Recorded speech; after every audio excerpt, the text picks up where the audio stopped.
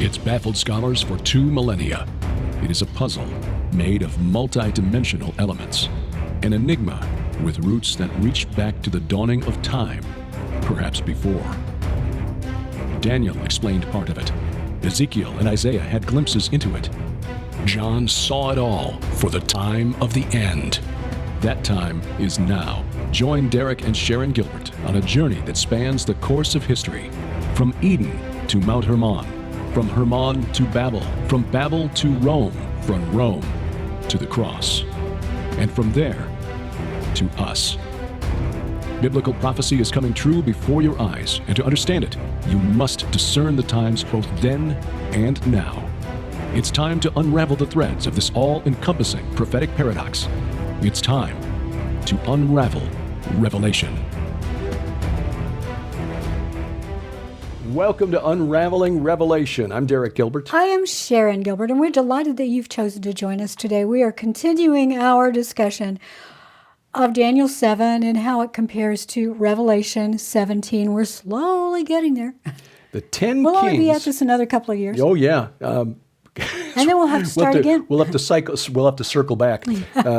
Circle back to Revelation 13 because we haven't really gotten through that all the way. Oh, I know. But these 10 kings that we discussed in Daniel chapter 7, there have been teachings for many years that try to identify certain political systems, geopolitical entities here on earth as the 10 kings. It was popular for a time to identify this as the European Common Market, now the European Union, but now you've got 27 nations or whatever it is in the EU.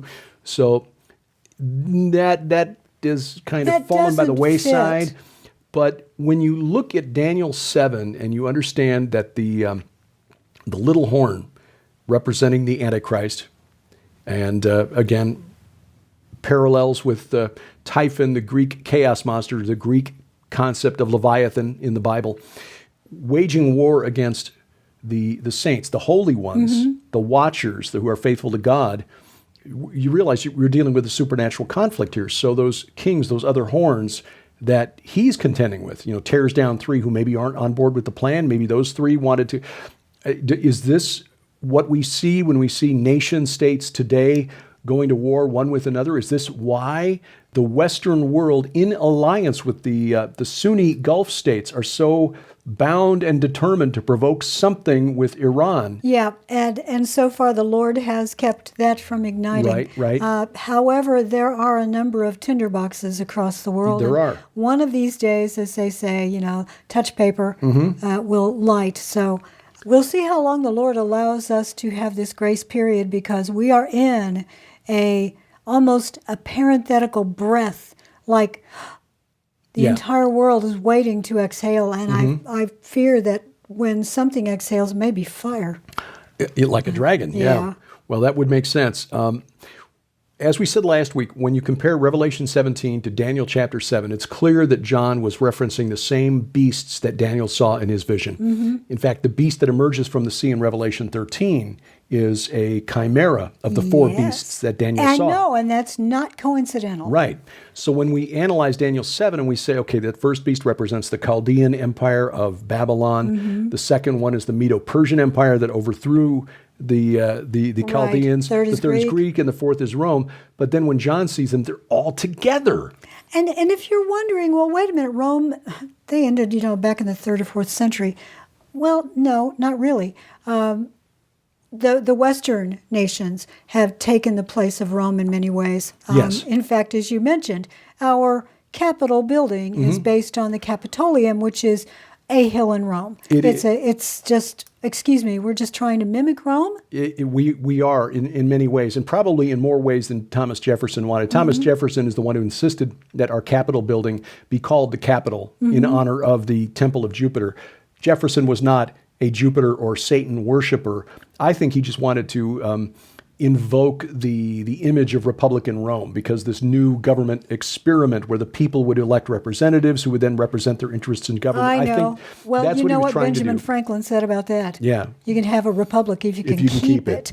Right. But also Putin believes that he represents the czars.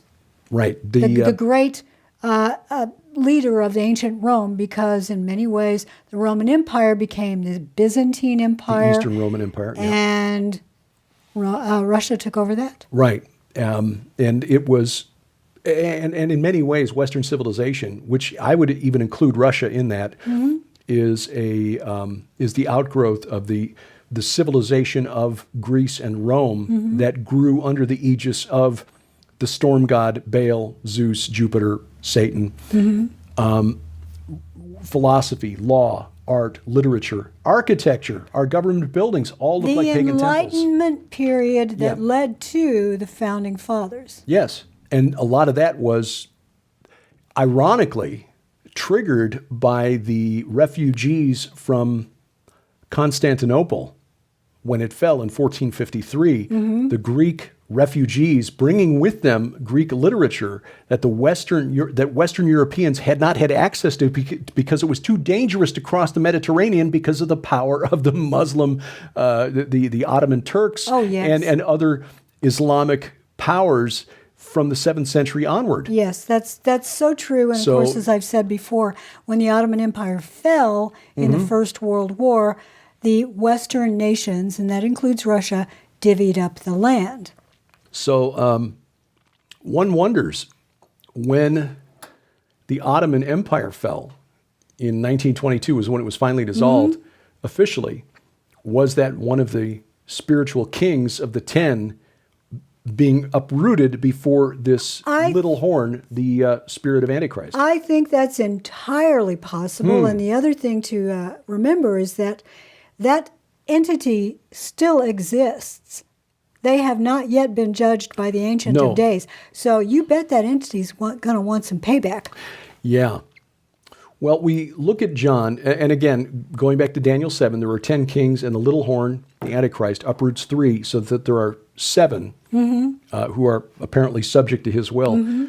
In Revelation 17, John is given an explanation of what this 7-headed beast represents, and the woman that's riding on it. I'm going to go back to Revelation 17:9. This calls for a mind with wisdom. The 7 heads are 7 mountains on which the woman is seated. They are also 7 kings, 5 of whom have fallen. One is, the other has not yet come, and when he does, he must remain only a little while. Now, some have explained that as 5 historical kings who were very much enemies of Israel. And you could go back to, or God and Israel. Nimrod, the Pharaoh of the Exodus, the Assyrian king Sennacherib, Antiochus Epiphanes, so on. Like, okay, maybe there's some truth to that, but I think there's spirits. Again, I think we're dealing with spirits rather than humans. They've worked through humans, right? But the spirits are the ones that are in view here. Exactly, and these mountains, as I mentioned last week, mountains are not here on Earth. Well, they influence the Earth, but these could be entities that are sometimes referred to as burning mountains. Well, that's exactly right. And that's something that we have lost in our modern interpretations or understanding of the Bible. We've lost that first century worldview of John the Revelator and the apostles, who were a product of Second Temple Judaism, which produced such literature as the book of First Enoch. And in First Enoch, we read in chapter 21, and we understand this is not in the Bible. There are reasons for that, but it does help understand what was in the minds of the apostles and the early church when they were looking at the Bible and understanding it. In First Enoch 21, I traveled to where it was chaotic. Chaos, yes. And there I saw a terrible thing. I saw neither heaven above nor firmly founded earth, but a chaotic and terrible place. He's in the abyss. He's in the abyss. And there I saw 7 of the stars of heaven bound and cast in it together like great mountains and burning in fire. Then I said, for what reason have they been bound? And for what reason have they been cast here? Then Uriel, one of the archangels, said to me, one of the holy angels who was with me, and he was their leader, he said to me, Enoch, why do you inquire? And why are you eager for the truth? These are the stars of heaven that transgressed the command of the Lord. They have been bound here until 10,000 years are fulfilled, the time of their sins. And from there I traveled to another place, more terrible than this one. And I saw terrible things, a great fire burning and flaming there, and the place had a narrow cleft extending to the abyss, full of great pillars of fire, borne downward. Neither the measure nor the size was I able to see or to estimate. Then I said, how terrible is this place, and fearful to behold. Then Uriel answered me, one of the holy angels who was with me, and he said to me, Enoch, why are you frightened so and shaken? And I replied, because of this terrible place and because of the fearful sight. And he said, this place is a prison for the angels. Here they will be confined forever. Now that's really interesting because it sounds like there's an even deeper level. If indeed the original place was the abyss, it sounds like there's an even deeper level to the abyss. Well, yeah, the uttermost parts of the pit, perhaps. Ezekiel 32. It's hard to translate this because, or how to parse this because we need to be careful with extra biblical texts. We really do. Mike Heiser has a wonderful commentary on the Book of Enoch. It's 2 parts, and you can get it at the skywatchtvstore.com. And those help to understand where in the New Testament we see Christian theology influenced by the Book of Enoch. Yeah, because that's one of Mike's big areas, is trying to understand the context and the beliefs at the time that these manuscripts were written. There's another reference to a place of fire, of punishment, with fire burning night and day, that is in 1 Enoch 19. And that's why I was scanning to find this while we were talking. So forgive me if I seemed a little distracted, because I was trying to bring this into the conversation as well. No, I understand that. Verse Enoch 18, beginning at verse 6, I came and saw a place that was burning night and day, where there were 7 mountains of precious stones, 3 lying to the east and 3 to the south. And of those to the east, one was of colored stone, one was of pearl, and one was of jasper. And to the south were flame-colored stone. And the middle of one of them reached to heaven like the throne of God of antimony. And the top of the throne was of lapis lazuli, and I saw burning fire. And beyond these mountains, here's where we get to the place of punishment, is a place, the edge of the great earth. There the heavens come to an end. And I saw a great chasm among pillars of heavenly fire. And I saw in it pillars of fire descending, and they were immeasurable toward the depth and toward the height. And Uriel said to me, there stand the angels who mingled with women. So that really deep area is indeed Tartarus. I would say so. And their spirits, having assumed many forms, there is the tell. bring destruction on men and lead them astray to sacrifice to demons as to gods until the day of great judgment, in which they will be judged with finality. So there's a concept here that shows up in the New Testament for the first time, where Jesus describes the place of eternal torment, Gehenna, where the fire never dies and the worm never turns. Right. That really comes out of Second Temple Judaism and the Book of Enoch, or texts like the Book of Enoch. He also tells because the that's story, not in the Old Testament. He also tells the story of the rich man and Lazarus, and when they both die and the rich man opens his eyes, he's in torments, and he sees a great chasm between him and Abraham's bosom. So that great chasm. Yes. Again, a concept that's not really in the Old Testament anywhere. Right. And again, these aren't necessarily under the earth. We're not necessarily talking about subterranean tunnels, possibly, but I think these are extra-dimensional areas that we cannot, with our mortal eyes, perceive. So we've got the 7 mountains on which the woman is seated. These are not entities that are in the netherworld, but the point here is that we see multiple times in the Old Testament and apparently here in the book of Revelation, where these angelic beings are described as being like mountains. And we saw that in Revelation 8. We discussed that, the flaming mountain that comes from, that falls in the sea, and why we believe that's an entity, not an asteroid. Well, yes, and the number 7 is an important one in the Bible. It seems to imply completion. And the idea that you start out with 10, which some say actually represents human government. Don't know if that is always true, but I have read that. I've been taught that. It's the idea of man, who's in the number 6, and the cardinal points north, south, east, west. So 4. Add those together, you get 10. So if you start out with 10 governing the world, and then you get down to your perfect 7. That's It's interesting. like the fallen realm infernal council having a meeting, and one of them says, "You 3 are out. Yeah. I don't know. You get out." That is intriguing, and why wouldn't they compete with one another to see if they believe that their ultimate goal, that they will achieve their goal of overthrowing the throne of God, why wouldn't they compete to see who would be the one to sit on it? Well, here's an interesting thought, and again, this is really speculation. Getting back to Inanna, she's sitting on 7 mountains. She's sitting on 7, not 10. Right. She's sitting on 7, controlling 7. So is it possible that she had a say and kicked those 3 out? That's possible. They're not And, playing ball with me? I hadn't thought about that, but if we assume that those are, Again, speculation. spiritual kings, if you've got the little horn in Daniel 7, roots up 3 of the 10, but he's one of the 7, but he's the 8th. Right. So you've essentially got 8. So he's now become the King of Kings. Yeah, and in Revelation 17, you've got the beast with the 7 horns. Inanna being what she thinks is the ruler, she would be the eighth. So but one of the 7. But one of the 7. But they turn on her and then give their power to hand over their power and authority to the beast. The description there is, and I don't have time before the break to get into this, so we may need to take the break. Sure. But the description there gets into language of Inanna's descent into the netherworld. Oh, ooh, that's an intriguing thing. Inanna's descent to the netherworld, how does that relate to Revelation? We'll talk about that next on Unraveling Revelation.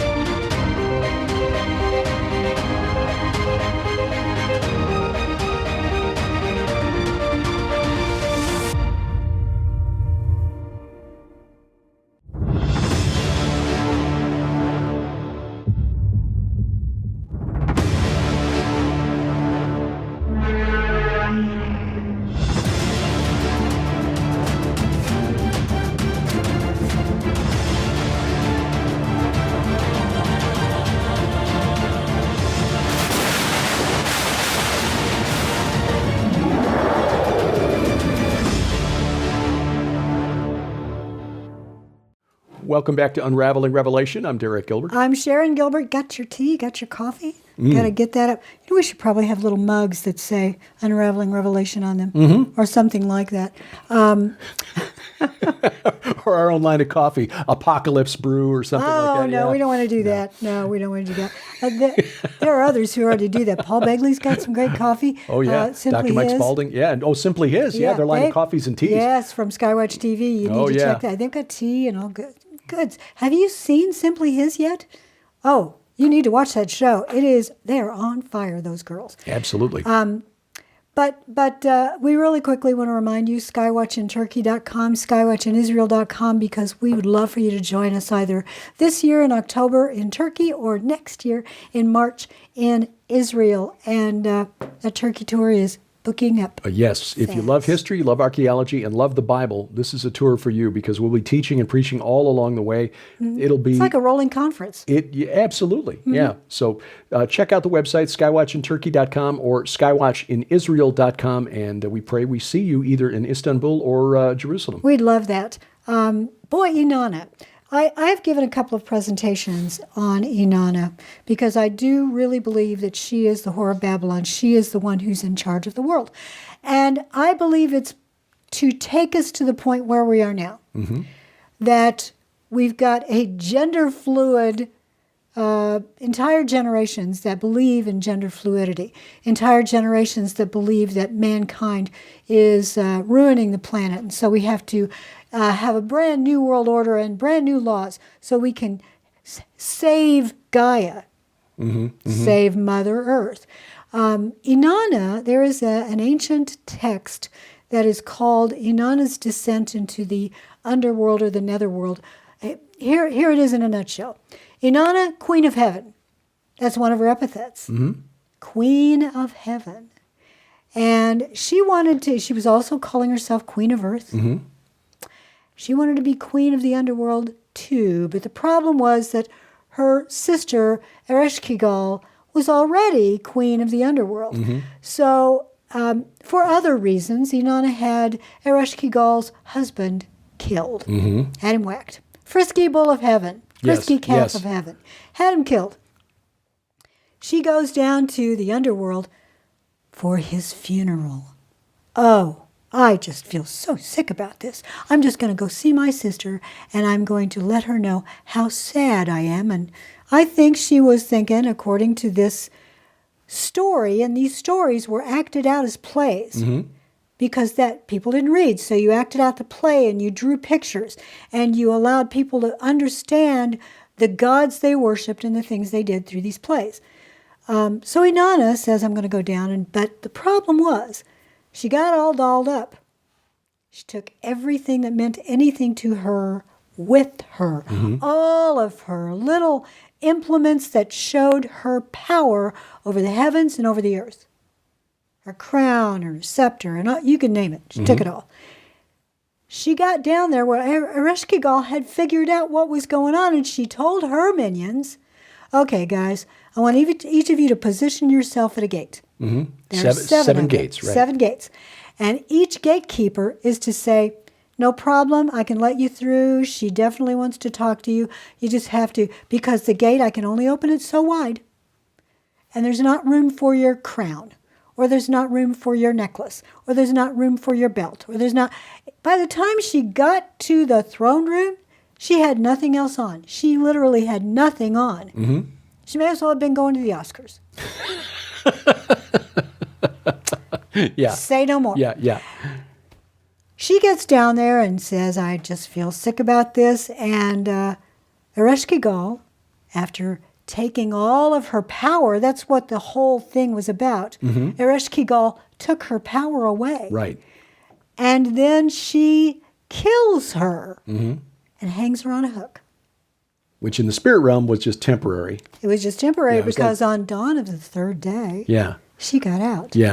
Her father Enki, the clever god, sent a couple of minions, little demons, to work some magic and trick Ereshkigal into letting her go. So because Ereshkigal was giving birth. And, but anyway, Inanna got back up there, and she ended up going around the world to see who was mourning for her. And the only one who wasn't mourning was her husband, Dumuzi, who was sitting on her throne wearing all of her stuff. So I'm thinking, shepherd boy, are you wearing girl stuff now? Well, again, I don't know. Dressed for the Oscars. But the bottom line, he dressed for the Oscars.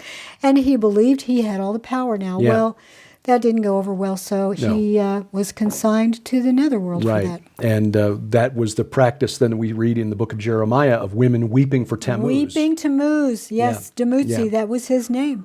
So this is the entity who is in charge of the world and has been fooling mankind for millennia. She still is referred to as the Queen of Heaven. As scholars have pointed out, this veneration has been brought into the Roman Catholic Church as veneration of Mary, sadly. Not trying to cast aspersions on Roman Catholics, but I'm sorry, this is just a documented fact. Right. And she seems to be... By the way, she also appears to some Muslims as Mary because they revere Jesus. Yes. And therefore his mother would be, a special person. Right. Well, she is, I think, the best candidate for this whore of Babylon, this mystery Babylon that we read about in the book of Revelation. And so they strip her of all of her clothes. You notice that? Yes. As we continue with Revelation 17, the 10 kings you saw, verse 12, are 10 kings who have not yet received royal power, but they are to receive authority as kings for 1 hour together with the beast. They are of one mind, and they hand over their power and authority to the beast. They will make war on the Lamb, and the Lamb will conquer them, for he is the Lord of lords and King of kings. Praise God. And those with him are called and chosen and faithful. And the angel said to me, the waters that you saw where the prostitute is seated are peoples and multitudes and nations and languages.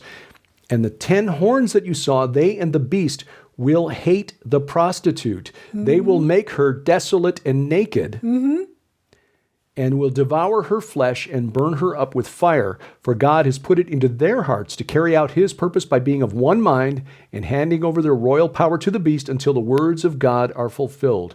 And the woman that you saw is the great city that has dominion over the kings of the earth. Now, here's where a lot of people, including myself, get bogged down, because we're looking for a physical city. Yes. We want to call it we're in many cases, we're looking for a city that has 7 hills.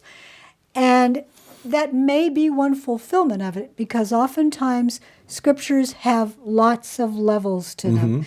But if she's ruling from a specific city, that's difficult to pinpoint. But we do know what city the enemy wants.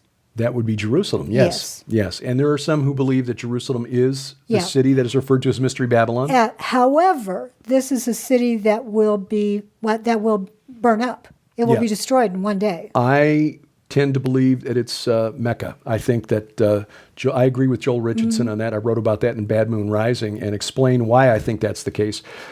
And with 2 minutes, no time to go into that here, but I think there's some parallels between Ezekiel 27 and the fall of the city of Tyre and the fall of Babylon in Revelation 18 that suggests that you're dealing with something that comes from the same spiritual milieu. And I think those are the spirits behind Babylon, the spirits behind modern-day Islam. Okay, here's a final just question for you, speculation.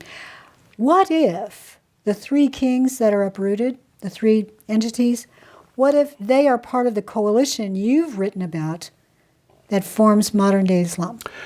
That is an interesting thought. I have changed my mind a little bit on that coalition. Eyebrow went up. Yeah, because as I wrote in Bad Moon Rising, the name Allah is probably derived from the Akkadian al-Ilah, meaning the God. This entity definitely has a healthy self-image. But as scholars have recently come to agree, the chief god of Mesopotamia, Enlil, his name, contrary to what used to be believed that they thought it meant Lord Ether, Lord Wind, is based on Il-Ilu, meaning God of gods, or the God. I think rather than a coalition behind Allah, that Allah is that entity, Enlil, or Saturn, who is in the abyss. I think that Islam is worshiping the destroyer, Abaddon, Well, Apollyon. then... I'm going to have to update that book. Or write a new one. Well, write a new one. Boy, there's an entire new show in responding to that, but we don't have time. Yeah. So, what is the city? Well, some say New York, some say Jerusalem, some say Rome, some say Mecca. We will discuss this more next time. Yes, but bear in mind, at the end of the day, it is a supernatural enemy that is trying to overthrow God. Exactly. We humans are the pawns in this, but we are also the prize. We are, and Jesus Christ died for you. So praise the Lord that you are covered by his blood. And if you're not, accept him today. All you have to do is ask. Amen. Thank you for watching. This is Unraveling Revelation.